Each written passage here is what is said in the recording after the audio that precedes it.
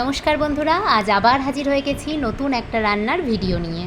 আশা করছি তোমরা সবাই খুব ভালো আছো। দেখো, একটা বাটির মধ্যে 1.5 চামচ পোস্ত নিয়ে নিচ্ছি আর নিয়ে নিচ্ছি অল্প একটু রাঁধুনি। এবার আমি কেটে নিয়েছি লম্বা লম্বা করে ভেন্ডি, আলু আর উচ্ছেগুলোকে খুব পাতলা করে কাটবো না। একটা কড়াই গরম করে নিয়ে তার মধ্যে তেল দিয়ে উচ্ছেগুলোকে প্রথমে হালকা ভেজে তুলে নেব। উচ্ছে ভাজার সময় নুন এবং হলুদ কোনোটাই ব্যবহার করব না।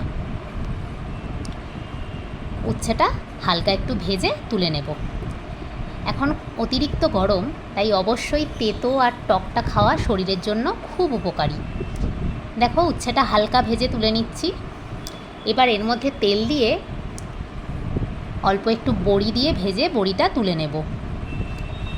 এবার বড়ি ভাজার তেলেই আমি দিয়ে দিচ্ছি ফোড়ন হিসাবে 1 চামচ কালো সর্ষে আর 1/2 চামচ মতো জোয়ান। ফোড়নটা ভাজা হয়ে গেলে আমি গ্রেট করে রাখা 1 চামচ আদা এর মধ্যে দিয়ে দেব। আদাটা যখন দেব, গ্যাসের আঁচটা কমিয়ে নেব, না হলে আদাটা পুড়ে লাল হয়ে যাবে। এবার ফোড়নটা ভাজা হয়ে গেছে। এবার আমি এর মধ্যে দিয়ে দেব টুকরো করে কেটে রাখা আলুগুলো দিয়ে ভালো করে নেড়েচেড়ে মিনিট 5 আলুগুলোকে ভেজে নেব। আলুটা হালকা ভাজা হলে এর মধ্যে আমি দিয়ে দেব কেটে রাখা ভেন্ডিগুলো। মিনিট 2 ভেন্ডিগুলোকে ভালো করে নেড়েচেড়ে নেব। ভেন্ডিটা ভাজা হয়ে এসছে দেখো। এবার এর মধ্যে আমি দিয়ে দেব আগের থেকে ভেজে রাখা উচ্ছেগুলো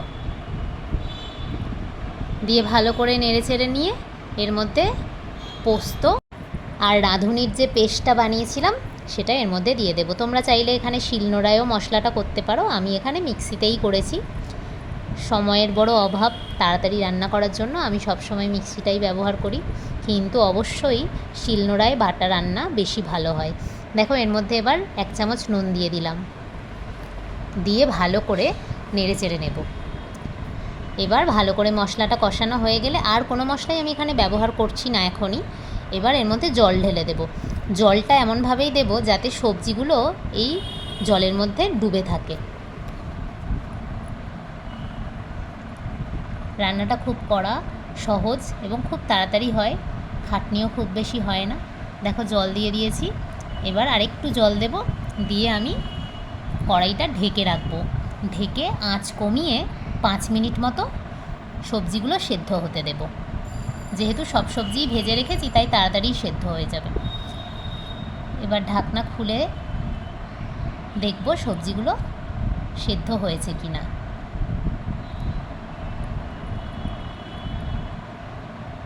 হ্যাঁ, সবজি প্রায় সেদ্ধ হয়ে গেছে। এবার আমি এর মধ্যে দিয়ে দেব 1 চামচ ময়দা, আমি জলে গুলে রেখেছি সেটা। এখন আঁচটা বাড়িয়ে দিয়েছি, দেখো আঁচটা বাড়িয়ে দেবে ময়দা দেওয়ার সময়। এবার ভালো করে ফুটতে দেব, দিয়ে দেব 1 চামচ চিনিটা দিয়ে ভালো করে নেড়েচেড়ে নেব। রান্নাটা প্রায় হয়ে এসছে। যখনই সব সবজি ভালো করে সেদ্ধ হয়ে যাবে, তখন এর মধ্যে দিয়ে দেব ভেজে রাখা বড়িগুলো আর দিয়ে দেব শুকনো খোলায় ভেজে গুঁড়ো করে রাখা মৌরি। আমি এখানে 1 চামচ ভাজা মৌরি ব্যবহার করছি। এই মৌরির গুঁড়োর জন্য পেটটা ঠান্ডা থাকবে আর এটা খেতেও খুব ভালো লাগবে। ভাজা মৌরির গুঁড়ো আমি এর মধ্যে দিয়ে দিলাম। আর দিয়ে দেব অল্প একটু ঘিটা দিলে নিরামিষ রান্নায় সবসময় খুব সুন্দর, বিশেষত এই তেতো রান্নাটাই আমার তো খুবই ভালো লাগে। তো দেখো, এবার নেড়ে চেড়ে নেব। ব্যাস, তৈরি হয়ে গেল নতুন একটা রেসিপি। তোমরা অবশ্যই বানিও আর কেমন লাগে জানিও। এবার আমি একটা সার্ভিং বোলের মধ্যে এটাকে ঢেলে নিয়েছি। এবার আমি আমার লাঞ্চের থালাটা আজকে কী দিয়ে সাজিয়েছি তোমাদেরকে একটু দেখাই।